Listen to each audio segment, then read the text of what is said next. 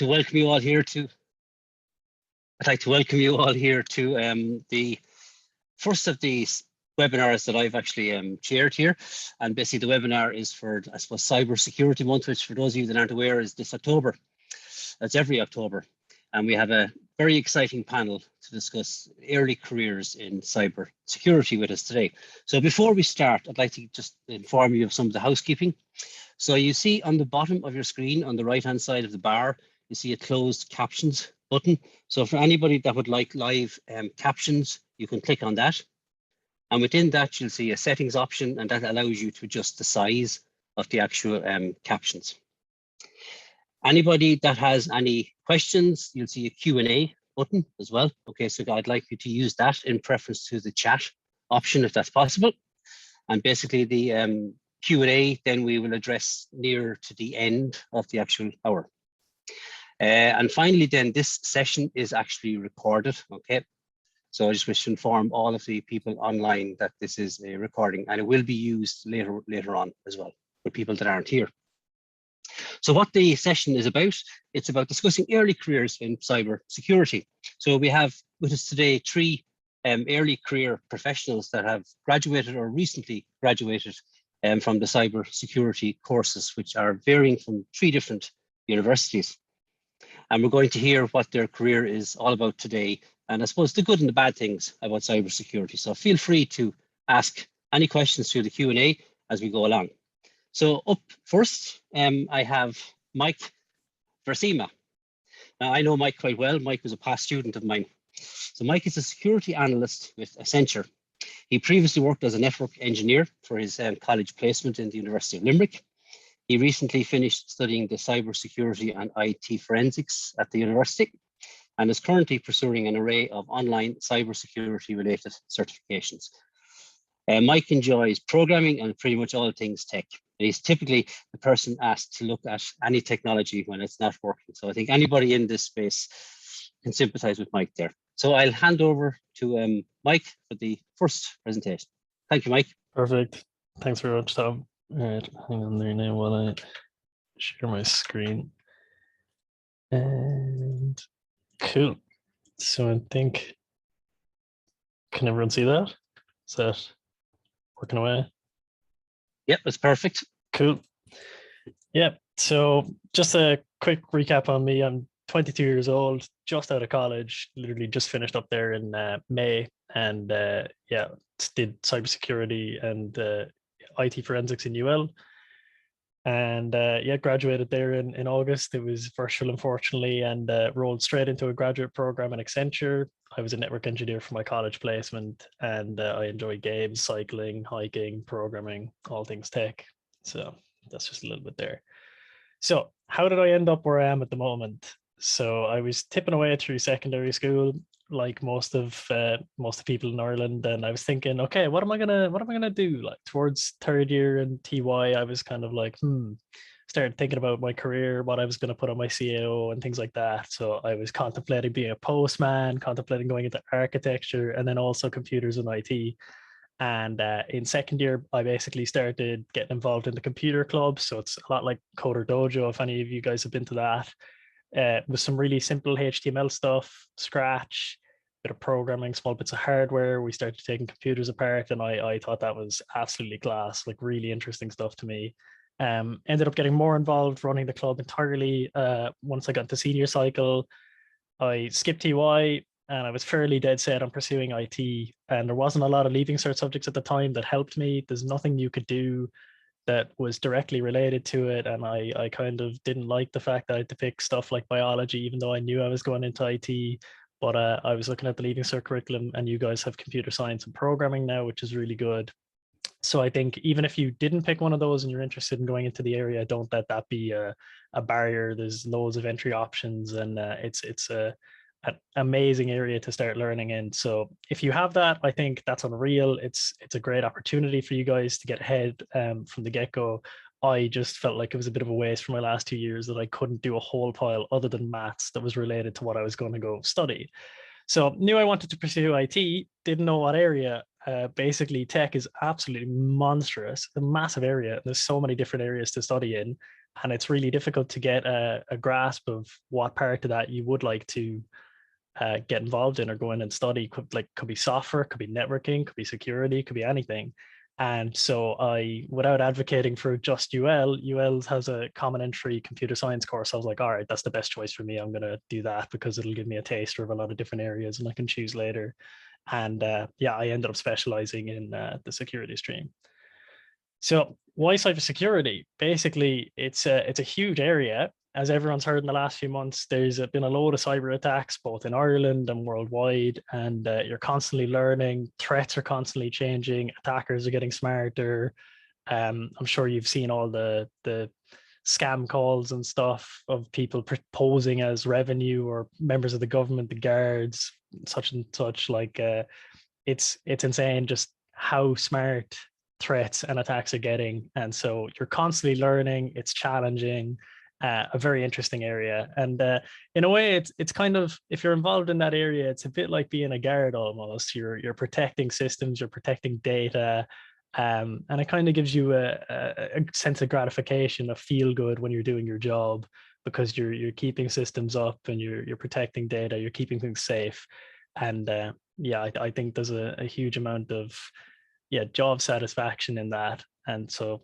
Another piece that's really interesting, and I'm sure there'll probably be questions about later, is the hacking side of things. So you need to know how to break into a system, or how a hacker would approach a challenge or a secure system. You need to be able to think, how would someone get into that system in order to protect it and identify vulnerabilities and gaps and then remediate them. Another piece of cybersecurity is there's a massive career opportunities in there. It's fluid. There's so much room to progress. Cybersecurity is absolutely everywhere. It ties into literally everything you do. Any department in the government, any shop, any e-commerce platform, social media, literally there is, I don't think you can find any industry or any job in the world that doesn't have some degree or some aspect of cybersecurity related to it. So it's a huge area. And I think there's something there for everyone, no matter how technical it is. So moving on to the last point that I wanted to bring up. So my job now in Accenture, so this is a small piece of what I'm at the moment, what my day-to-day looks like. So I joined just there in June. I did onboarding and training, and then I was put on my first project in the health and public services sector. So I was an analyst. We had to do a lot of documentation, GDPR compliance, pieces like that.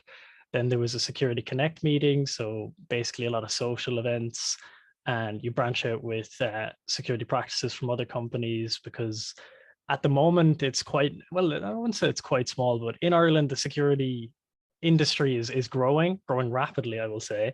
But it's nice to meet like-minded people and get chatting, a bit like today. And then tomorrow there's the Cyber Island conference as well.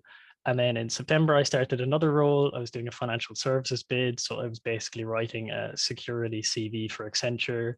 And then I started another new role after the bid. And now I'm a security analyst for a utilities role. And then I got involved with the university side. So at careers fairs and graduate programs, I'm advocating security courses and security graduate streams, both in Accenture and in the respective colleges. So at the moment, that's pretty much it. Yeah, if anyone has any questions at all about anything from a secondary school point of view, going into college, studying in college, graduate programs afterwards, even if someone's doing a not technical or not security related course, but you're interested in security, any questions on that? There's so much, so many rooms, so much room to get involved and progress into this area and this industry. It's a brilliant piece. I'm gonna stop sharing now, and I'll try and pull up the Q&A if we want to touch on any of those now, if there are. Yeah, I suppose we'll have a chat. Yeah, sure. Do you have any questions for me, Tom? Yeah, as Mike said, there's lots of career opportunities in Ireland and abroad in the cybersecurity space currently.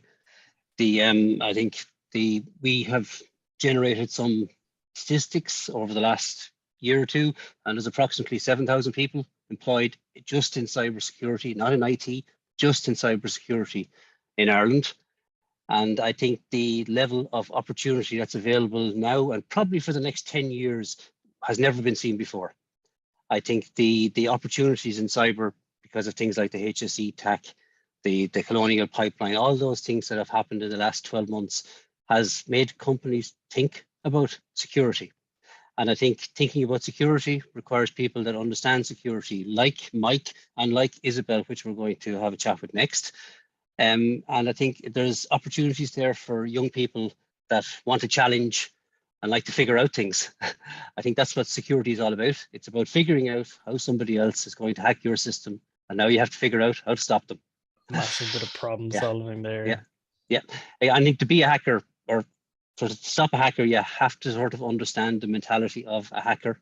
And Mike would probably attest there's a little bit of a hacker in everyone. You just have to keep it under control.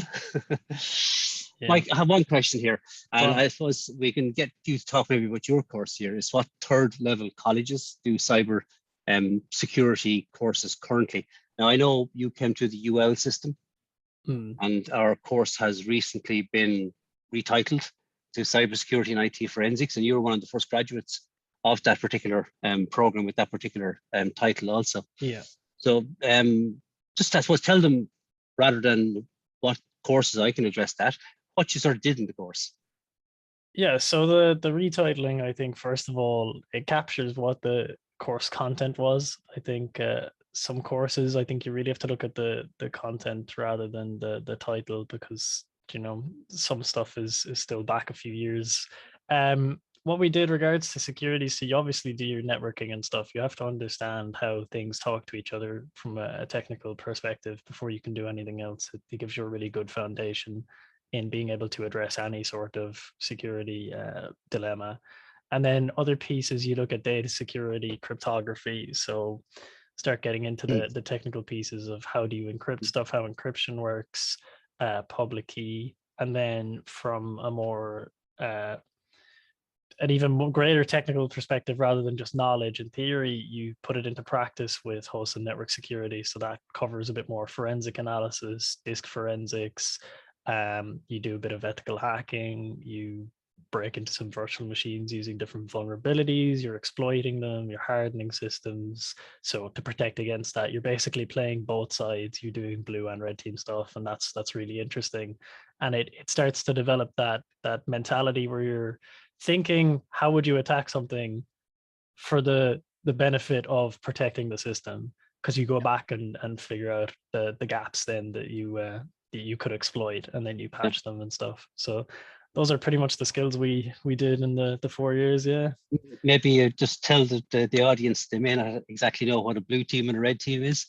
Yeah. So blue teams are basically the people who would protect and defend against systems. They're your I don't know, your defenders, your backline in football, we'll say, or soccer. And then your full forwards, your center forwards, they're your red teams. They're the ones who are trying to score the goals and get into systems and break in. And you need to be able to think like a full forward as a back, to figure out like what are they going to do, how are they going to score the goals and stuff, for that analogy, if you want to take a good analogy. Yeah, if you go back a few years ago, they would have been called white hat hackers, the blue team, and the red hat would have been your black hackers, and then grey would have been in the middle. Yeah. So we'll get to the rest of the questions. Somebody's saying hi to you here, Mike. We'll get to the rest of the questions after we hear from Isabelle. So I'm going to introduce Isabelle Freeman now. Mikey, thank you very much. We'll come back to you when we get to the questions again. Sounds good. Cool. So Isabelle is a cybersecurity executive at Huawei in Reading in the UK. She's focusing on policy, compliance, awareness, insight, and privacy.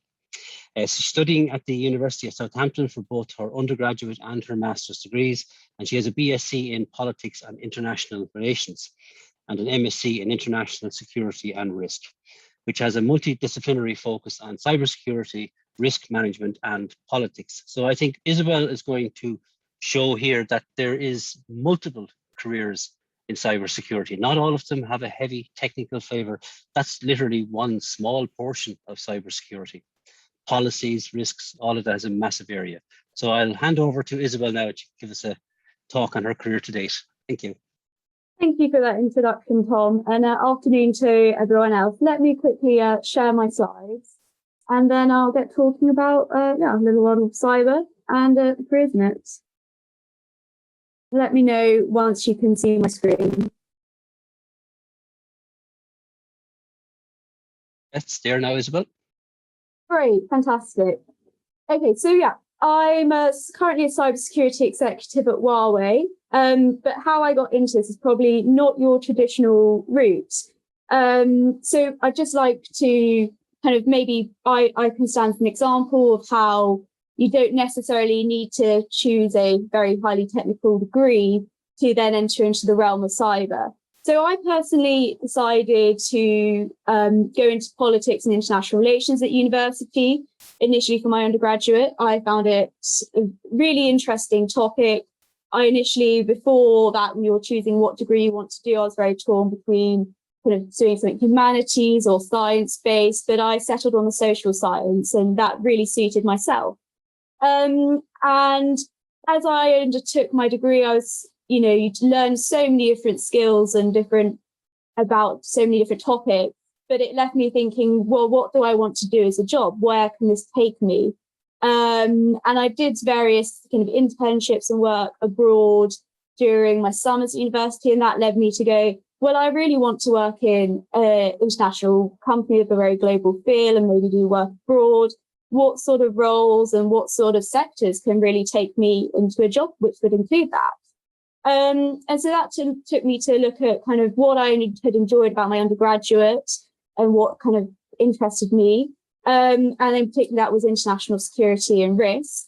So that led me to pick my master's, which focused on cybersecurity as a foundational level, kind of the technical side. We did exercises in kind of hacking and password cracking, and also then the foundation of the knowledge.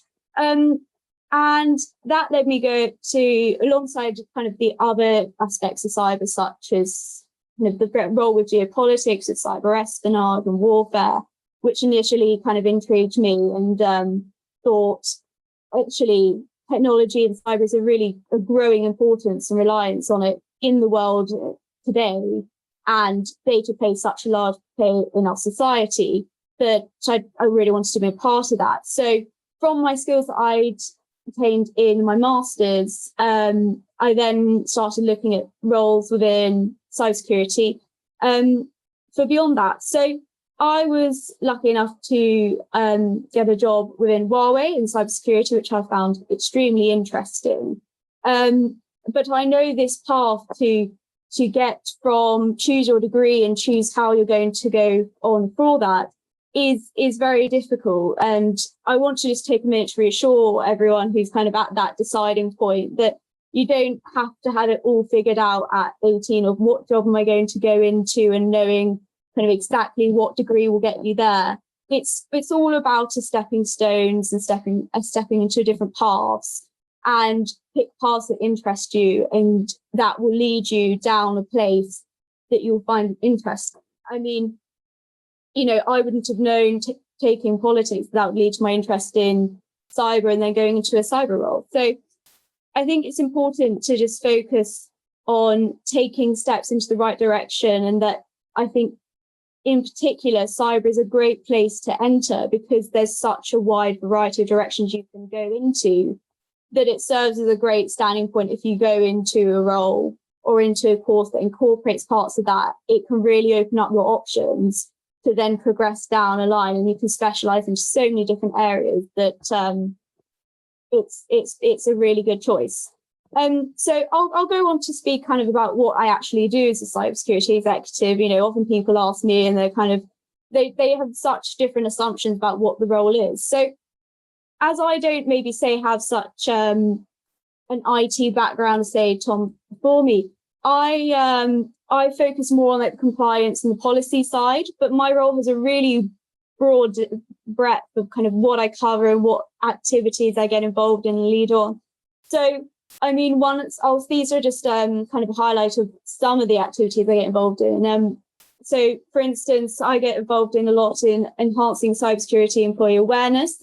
this particularly interests me, and I make sure to write kind of a newsletter every month to all our employees, updating them on the latest news and trends and how to enhance their behaviors, and just ensuring that there's training available to create that culture of security that is so foundational at the moment in both individuals' lives and in their companies. So I also focus out on policy a lot and different cybersecurity policies within the company.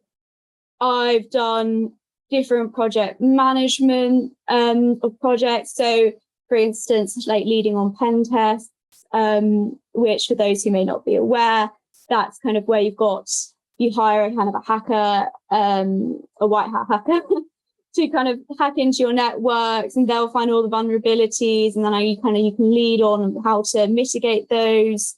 I've been working with lots of different departments, and you get to have a great insight into the company and different areas. So that's been great. And then as part of that, there's a lot of risk management within cybersecurity, obviously, to maintain whatever risks are approaching or you predict. You've got to keep on top of those. So that's quite a heavy role. And that kind of also leads into auditing. And that's quite a big part where you've got to ensure any suppliers you have are compliant, and yourselves, your own departments.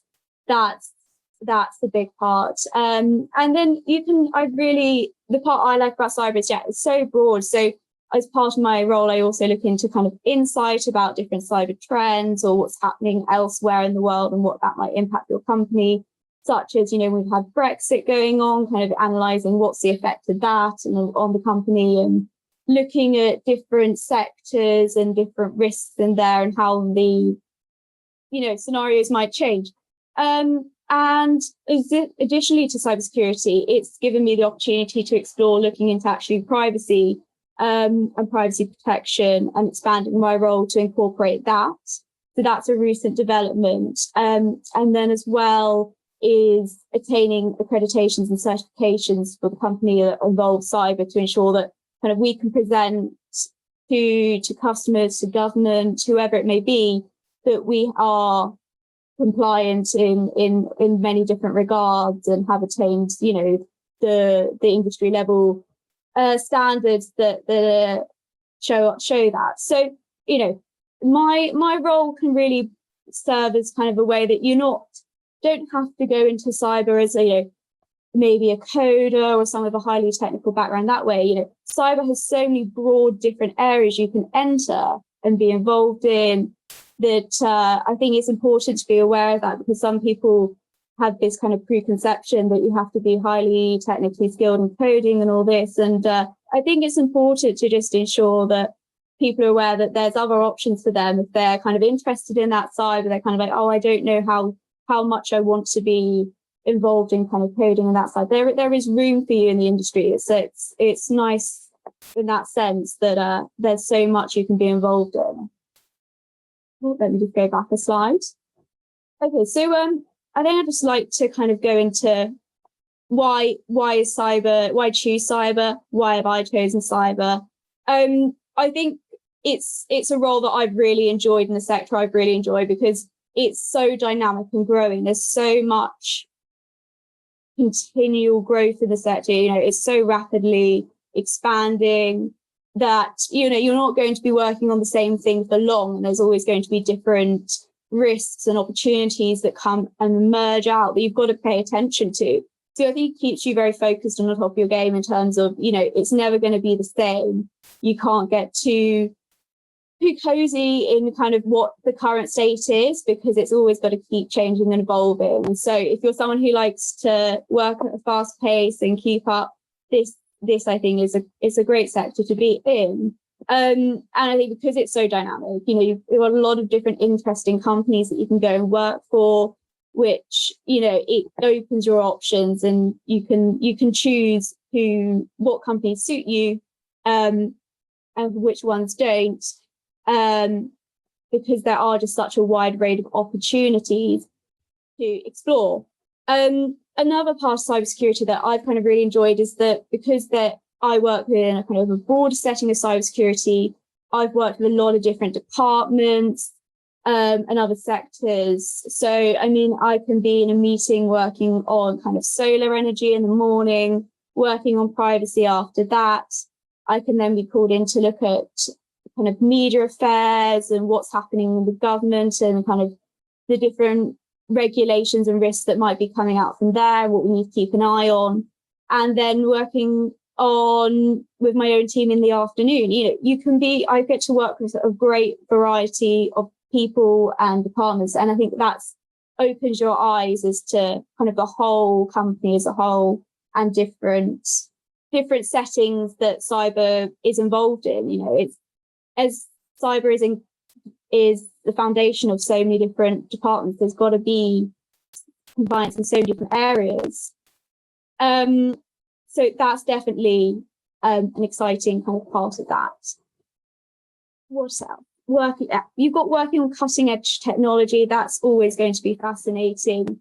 And you can choose, that's kind of partly of which company you would choose to work for, is kind of what technology really interests you and what would you like to delve into further. So that's a great part of it. And you can really choose kind of what direction you want to grow in and continue to learn about, because it is so broad. So I think there's just a great breadth of areas you can really find yourself in and find what actually you like this topic, you don't like that topic, you like working with these departments and specialize in that way. And so, yeah, that's it. That's a great side. I mean, different projects I've been involved in that have been like really interesting and I've personally enjoyed is the insight reports, which kind of allow you to delve deeply into a certain topic, analysing potential impacts and opportunities. It gets you to engage with research skills and presentation skills, and produce a piece of work and something that really interests you and matters for your company. So that's something that particularly interested me. And another thing is cyber drills. They're really interesting and fun to do. I think Tom kind of briefly mentioned on them, but we play you've got blue teams and red teams, and you act out different scenarios and crises that could occur and how you're going to remediate them, deal with the media. And all of that side is quite exhilarating. I think it has something different from your everyday tasks and everyday roles.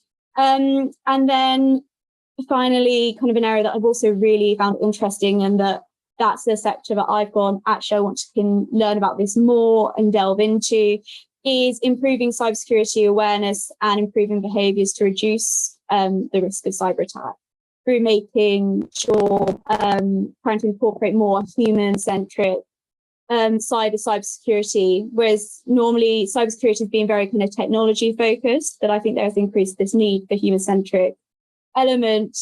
Put it this way, I think the statistic that in 2018, 88% of data breaches reported to the UK Information Commissioner's offices were attributed to human error rather than vulnerabilities in the underlying technology. So I think it's really important that this human side is addressed, and that if you work in the cybersecurity industry, that's a growing side that people are paying attention to more and more. And maybe for those who aren't so kind of interested in the deeply technical side, this could be an area that goes, actually, that's an area I find interesting. That's an area I personally find interesting. So I'll just round up to kind of what I was saying earlier about making small steps into find the right role for you and in areas that interest you. For instance, for my future and my next steps, I want to develop a more human-centered security culture in my company. I want to attain a privacy professional qualification. And these are areas that interest me and I feel I can add value to. And you've got to think of areas that interest you and you can add value to, and that will help you find the stepping stones, the right areas and places and the role that you feel you fit in. And that's something that I feel like you can do in cybersecurity. I mean, 18 months ago when I chose to take a job in cybersecurity, I would have not been aware of all these opportunities and the different parts of the role that have interested me so much, and now have chosen to pursue further. And So I think it just really gives credit and to the point that cyber is a very broad industry, and it will give you the space to grow and find your own steps and to develop your own skills further. I think that's kind of the main crux of kind of what I want to kind of give an overview of in choosing cybersecurity. But yeah, let me know if anyone's got any questions, and that's all. Thank you. Isabelle, thank you very much. That was very, very interesting. And I think Isabelle is a prime example of somebody that did not start out in a technical career, yet found a role within a technical area. I think the cyber security, the job market in cyber security, there are probably roles that have come out in cyber security in the last 2 years that didn't exist when Isabelle started college. And I would imagine over the next 3 to 4 to 5 years, there will be lots of new roles that don't exist today when most of you that are listening will actually be starting college. It's an ever-changing job market area. Literally, the people dimension in cybersecurity is becoming more and more important, because quite a lot of the hacks that take place generally start by targeting the human first of all, because it's the human that makes a mistake that allows the hacker into the system. So I think Isabella's role is a real good example, and it actually answers one of the questions that we have here from Sharon. So Sharon asks, she said, I have completed a degree in project management and looking to move into cybersecurity, but unsure where to start. Do I need certifications? And she's interested in the non-technical side. So I think probably even give us a quick outline of your career, is just in your own words, would actually answer that. Yeah, no, definitely. I mean, project management is such a large part of what I do. I mean, whether it's, you know, I was mentioning about I've led on a pen test earlier, or whether it's attaining certain certifications, it's all relates to project management. When I've got a certification, it's not just a case of applying for it or something like that. You've got to show and comply with so many different areas and run so many different projects around that and contact so many different departments. So it definitely is a part of project management and it involves that. So I think project management is really suited to cybersecurity and to many different industries and roles and jobs and sectors, because there's always going to be projects, and that's no different with cybersecurity. There are definitely projects, and if projects interest you, you've got a role to play in that. And I think getting started in it, I think there should be, if you look up for opportunities, there definitely should be project management opportunities within tech companies, and those will probably lead you then into cyber, or they probably will already have cyber side. So it's looking out for the right company, and if the company specializes in cybersecurity and they've got a project management role, ultimately you probably will be working on cybersecurity projects, I would assume. So I think that's a really great place to start if you've got a qualification or in that, or an interest in project management. It's definitely a good stepping stone to finding kind of your role, the right role for you. So no, that sounds really good and great potential there. Great. And I think something else that popped up during the conversation with regards to course options. There are many options appearing all over the world these days, particularly in Ireland, which is of interest to most of the audience here. And these options allow you to, I suppose, reskill. Some of them will allow you to reskill in a technical domain, and some of them will allow you to reskill in a similar domain that you're probably already in, but with the cybersecurity element bolted on to it. And that's basically to give you the, I suppose, the mindset as to what cybersecurity is, what you need to look for, and so on. I think the job roles, I mean, Isabelle works for a technological company, Huawei, but there are many cybersecurity roles that are quite similar to what Isabella does in the financial services firms. Because when any company has an audit these days, part of that is a security audit. Okay, it's no longer just about your financial or your accounting.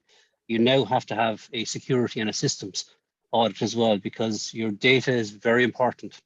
So I think for people that go into the financial services, the business sector, security is very important. So there is a marrying of the two roles there. I think it's where technology and business is really coming together. And that's something that many of the people that think they're not suited to a technological role when they leave second level and are going into college But as you progress through college and as you sort of learn more about the different disciplines, that might change. And maybe some of the master's programs, specialist diplomas, some of the options that are offered by Cyber Skills, for example, which is a recent development in Ireland, they would suit you to reskill. And most of that reskilling is a year to 2 years while you're actually working for your company. Because believe it or not, companies cannot find security people. They're very, very difficult to find because it's a relatively new space, I suppose, more than anything else. And the number of graduates coming out, I think they're literally 1/20th or 1/5 of the number of graduates that are actually required in the space. So that means that for every one graduate that gets a job, there's 4 unfilled jobs in this particular space. So you can see there's lots of opportunities in it. And I think there's lots of very interesting careers. You won't be bored in cyber. The reason you won't be bored is it's constantly changing. What worked last week probably won't work this week. You know, so it's an exciting career option. I think Isabelle and Mike will vouch for that. That basically their job is ever changing. What Isabelle was doing last year, she's probably not going to be doing next year. You know, it's going to move into new roles. There's another question here, which I'm probably best positioned to answer for Ireland anyway, and maybe if Isabelle knows in relation to the UK, is what third level courses or colleges do cyber security courses. I suppose the answer to that from an Irish perspective is that basically in the cyber security space, they recruit from most of the IT courses, most of the computer science courses, most of the engineering, computer engineering, electronic engineering courses in particular. Because cybersecurity, it's not all about hacking. Okay, you have to understand all the technologies beneath it from a technical perspective. So there's many, many different roles. There are roles that Mike can do that Isabelle can't. There are roles that Isabelle can do that Mike can't. So there's lots of opportunities out there. So my advice to you is to look at your university or your technical university or your IT's website, look at the science and the engineering courses, and just go through their description and see what they offer you by way of networking modules, because networking is very important if you want to get down the technology side. See what they offer you by way of programming and so on. And those courses will get you heading towards a cyber career. I can speak for the University of Limerick. I might as well do some shameless marketing while I'm here. The cybersecurity and IT forensics course that Mike did, that is a specific cybersecurity course. So over, I think in the second year, third year, and fourth year, 1/5 of all the modules that we do each semester is security related. And then the other modules would be networking or programming related. And that's to basically make you understand or help you to understand the underlying technologies that you're applying your cyber knowledge to. We also have a electronic and computer engineering course, and they don't do as much on the networking side, but they would do a lot more on the hardware side. And again, there's a role for that in the cybersecurity space. So really, we've had mechanical engineers that have reskilled through some of our professional diplomas, master's courses. So there's lots and lots of opportunities. Just while we're here, maybe I'll just ask Mike, with regards to Accenture. Accenture is a very large company. Cyber security is really just a small piece of what they do. And I'm sure, just like Isabelle, they also have people working in the human side, sort of the human engineering side of cyber. Are you aware of any of those type of roles and what they do? Given I'm putting you on the spot now, because in COVID times, Mike is probably operating from home. Remote at the moment, yeah. So no, like there's a lot of, so Accenture has an internal security team that would do a lot on physical security, and like every employee who joins has to take mandatory training. Like you don't let anyone in the front door of the office unless they have a badge. And like there's loads of stuff about social engineering where you see someone carrying, like, I don't know, a box of orders, posing as a courier, let's say, and they come up to the gate and obviously the hands are full, and an employee would just buzz them in. It's like, oh, it's grand, I'll get that. And suddenly you have someone who might not be authorized to be in that building is in. So from that side of it, everyone's trained on that. And then there's a huge emphasis placed on phishing, because that is like the weakest part of any system is the human. and all it takes is one person to click on an email and everything's compromised. And I think it's a really interesting thing, because people don't realize how easy it is for things to be compromised like that. Like Accenture was hit with an attack, I think, over the summer or something, and like it happened several. It's so prevalent and so widespread, and it can't be avoided. So I think the industry is absolutely crying out for more people in that area. But to come back on it, I think Accenture does primarily is a consultancy firm, but places heavily an emphasis on security, both internally and when working with clients, because security ties into literally everything in every industry worldwide. So it's a massive area, in fairness. Perfect. Great. Thank you very much, Mike. I have a question here, and before I ask to my two presenters here, you needn't divulge your own salaries here. Basically, there's a question from an anonymous attendee. They just were wondering what the starting salaries. So, in a ballpark figure, what are the salaries in I suppose, the UK, where Isabelle is? You're based in the UK, Isabelle, and Mike, they can give you a rough idea of the ballpark. Yeah. I would say definitely depends kind of where you're working, because in the UK there's a big inflation salaries if you're working in London, or if you're in the north the salaries decrease a little bit. But I would say, from what I know, around 30k, that would be a rough starting salary.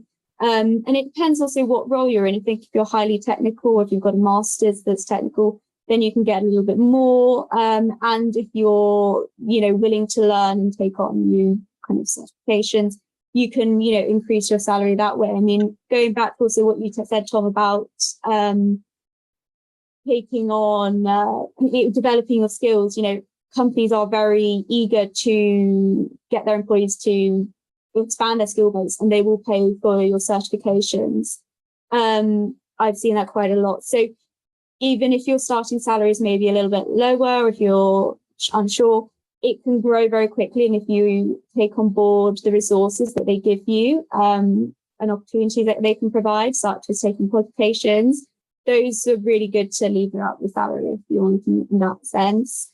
And you can definitely also, when people are saying about going into cyber, yeah, I know people have gone into kind of cyber insurance with no kind of cyber background or insurance background, but it's because there's such a lack of cyber professionals, that companies are really willing to take on people who just have a very keen interest in cyber and have shown that in some way or another, whether they've done kind of an online course somewhere. If you show that initial interest and that you're eager to develop your skills, they will embrace that, and they will see that you've got the potential, and they will trust you and invest in yourself. So I would say there's definitely opportunities out there, and that even if, say, maybe you go in with no experience and you're worried, oh, am I going to start on a low salary? You will be able to catch up within not too long, in a couple of years, I think, to the same levels of your other peers in the company by undertaking the qualifications. Perfect. Yeah, great, Isabelle. And Mike? Just to jump in there, and I'm pretty much going to echo what Isabelle said. One of my colleagues actually finished a degree in mathematics and is now working in the exact same role as me. So it is literally that if you have a demonstrable interest and you can show that you are keen, passionate, and interested in the area, it doesn't mean you need to have wealth of knowledge, but if you're eager to learn and you display that willingness, a company is happy to take you on, even as a near clean slate, and onboard you and give you the necessary training and supports required to become involved and a well-reputed security practitioner in any field. And especially, I think there was a question there earlier regarding like a not so technical role. Governance, risk, and compliance, GDPR, the legal side, like even cyber law, massive areas, and have very little to do from a technical side. Like even risk is a massive area. You need to have some light understanding of, from a networking point of view, to understand some of it, but it doesn't need to be anywhere near in depth as some of the people working a more technical role. So that's basically just to echo that. And the exact same in Ireland. Like if you're anywhere near Dublin, you're going to be getting more money, but it's going to be taken off you in rent more than likely. And then I think between myself and everyone from the graduate class from my year, you're looking at anywhere between 30 to 45,000, depending where you are, what role you're doing, and the exact same. Like you come in the bottom of one company, progression is there, career progression, like career options are there.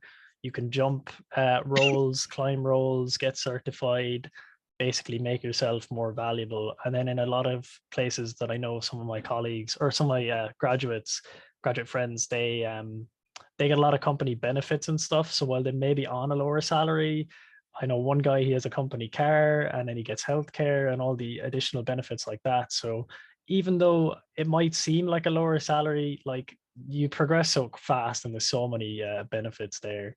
And it's I think the job security is worth any salary alone, to be honest. Security is not going away anytime soon. It's in literally every industry on the planet. You're guaranteed a job, basically. So yeah, I think Mike is dead right there. I think as I said, the number of job offers that are out there far exceed the number of graduates that are coming out in this particular space, and that's a worldwide problem. That's not just an Irish and a UK problem. So I think anybody that is considering an engineering / technology area on the technology side, I think cyber it's an area for the future. And I think, like Isabelle, if you're doing other areas, then as long as you have an interest in security, as long as you have an interest in some aspect of security, there's a career there for you. I suppose with regards to transferring careers, does anybody on the call that has already got a degree? There are many options out there. Mike mentioned the legal side through the cyber skills and the UL at Work, which are basically HEA initiatives, re-education initiatives. We're looking at a law and a cybersecurity option where basically the legal people learn about cybersecurity and the cybersecurity people learn about the legal aspects, because if you wish to prosecute these people, you have to know a little both. And it's not a re-education, it's more just a re-informing you of what you can and cannot do and what's valid and what's not. So there's lots of options, I think, across all the career sectors in the cyber space. Has anybody else on the line got any more questions? Any questions for either of our two speakers, or any questions, I suppose, in general that I can answer from an Irish perspective, a university perspective, about the types of courses that we have and so on. And I suppose maybe I'll just finish up with something that maybe the people that would be in Leaving Cert this year and maybe the 5th year students might be concerned about, the points. I think the points that you saw this year for most of our courses, they're not normal. Okay, I think that we'll see a reduction next year for the vast majority of courses, because this year the points across the board were higher.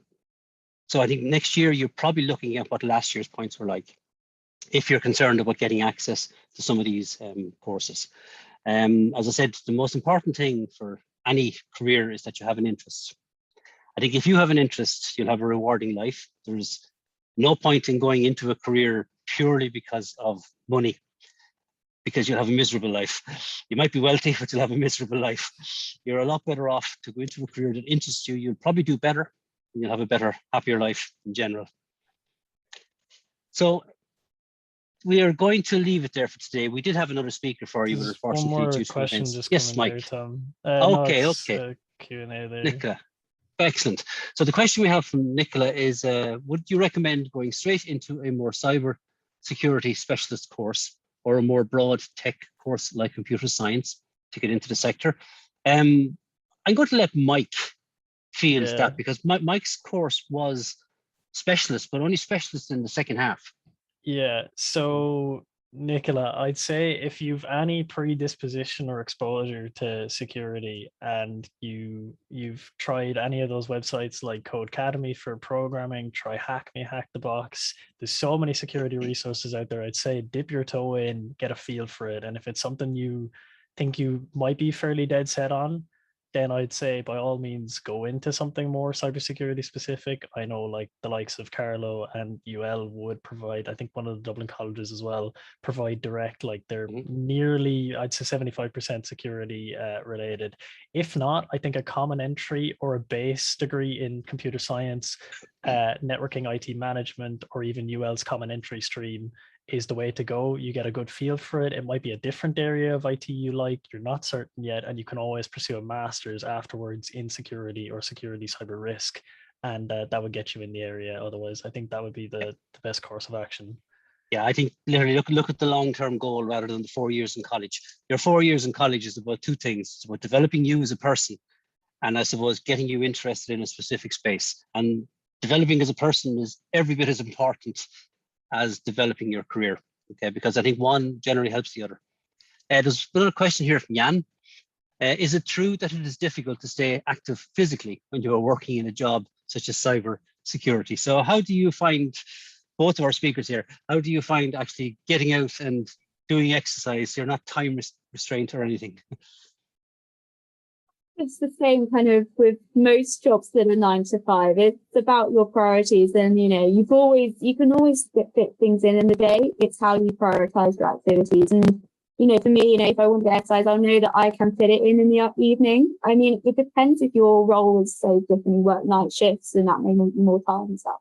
But I'm a strong believer, if you want to do something, you always have time to do it. It's about your priorities. So yeah, it's not a case of, you start working world and you don't have time for anything else. You've got your day job, but you've got a life outside of that, and that enriches your job. And personally, for me, I think that's why it's really important. And I work better when I've done exercise. I think it all facilitates yourself, and if you're happy outside of work, you're probably going to be working better anyway. So it's all about giving yourself the right mindset and the right frame to be working and to be enjoying your life and making the most out of it. Excellent. Now, how about you, Mike? How are you finding time? It's I do get the question, in fairness, because it can be tricky sometimes. But like Isabelle, if you want to do something, you make the time for it. At the moment, I'm big into the open sea swimming, and so my open sea swimming revolves around when it's high tide. And I basically, anywhere between, I'd say, 6 in the morning and 8 at night, if it's high tide, I will go swimming. So I usually take my lunch if it's during the day, and I just go down to the beach and I jump in the water and I go for a swim. So it's like that. You make time to stay active, and then I'll try and go to the gym every now and again as well. And you do work better. Like there's some of those mornings now where I am dreading going down to the beach, but then when I log on at 9 o'clock, my brain is ready for work. It's important to stay active. I think the balance is very important, but that's in any role, regardless of what the job is. I think the work-life balance is something you really need to manage carefully, and it can enrich your work life and life in general, really, if you manage a good balance. Yeah, I think it's the same in any career, Mike. I think you made a very good point there. I think no matter what your career is, whether you're in the accounting world, the business world, the financial services, no matter where you are, I think when you finish college, you're probably never going to be as busy as you're going to be in the first 6 months, because effectively they're taking something you're quite raw. Okay, you have a background knowledge of a lot of different areas, and they need to train you in what your company does. But like everything else, after that first 6 months, things calm down. You learn to balance your work with your personal life. And at the end of the day, it is a job. There's an old saying, you work to live, you never live to work. So I think it's important that everybody has that balance, because a happy employee is a good employee. Okay, so I'm going to thank our two speakers for a really, really good informative session. Thank you very, very much. And we're going to leave it there for today. And I should have introduced myself at the start. I know my name is on the screen, but I'm Tom New at the University of Limerick. So we're going to sign off, and thank you very much.